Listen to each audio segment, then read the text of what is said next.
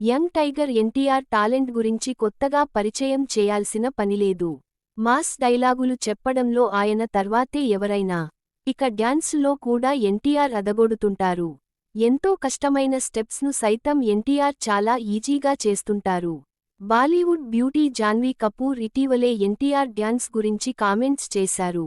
ఎటువంటి ప్రాక్టీస్ లేకుండానే ఎన్టీఆర్ డ్యాన్స్ చేస్తుంటారని ఆమె చెప్పడం జరిగింది.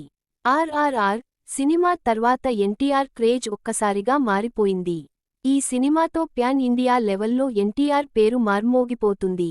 ఎన్టీఆర్ సైతం జాతీయ స్థాయిలో తన సినిమాలను విడుదల చేయడానికి సన్నాహాలు చేసుకుంటున్నారు.